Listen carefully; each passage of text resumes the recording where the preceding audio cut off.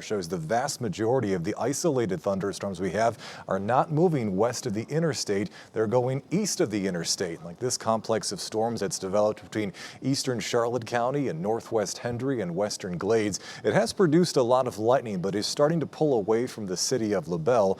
As you can see with an hour's lapse of the radar, it's not moving very fast, but the general motion will be for it to lift toward the north. So again, mostly impacting areas of eastern Charlotte and western Glades. There's also some thunderstorms headed toward the Lakeport area on the western side of Lake Okeechobee. You can see with an hour's lapse of the radar, a good 100+ lightning strikes with that one just to the south of Lakeport in the past 15 minutes, with its movement here toward the northeast along the western side of Lake Okeechobee. Across Collier County, the coverage of storms is very isolated and not west of the interstate. At least right now, the few storms we do have are favoring areas from Orange Tree up through near Ave Maria and toward the city of Immokalee. The lightning counter is not as impressive in these areas here, but as you saw with the lapse of the radar, the general motion will be for these to build toward the northeast. So since most of us are going to yet again miss out on the coverage of showers and thunderstorms we typically expect to see around here this time of the year during this time of the day, the heat index will stay super high all the way through the sunset hour, staying in the 90s through 10 and 11 o'clock tonight, and then really only dropping off into the 80s by the time we get toward early tomorrow morning.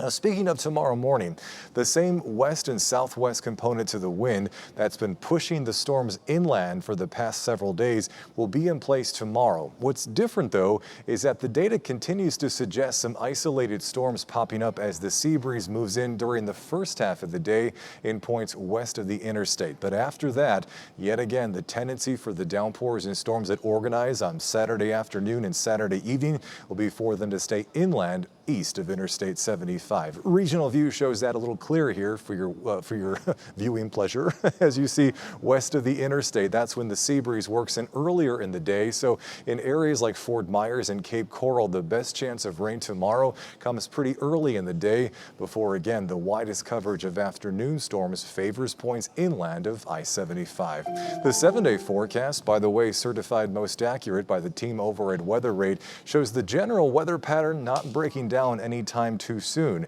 That means all the way through the middle of next week as your rain and storm chances vary from day to day. The widest coverage of showers and thunderstorms will favor our inland zones, just like on Father's Day. The Futurecast outlook on Sunday paints in the best chances for showers and storms well to the east of I-75, leaving communities west of the interstate by comparison drier but a whole lot hotter. That's your certified most accurate forecast from our team at Gulf Coast News. Megan.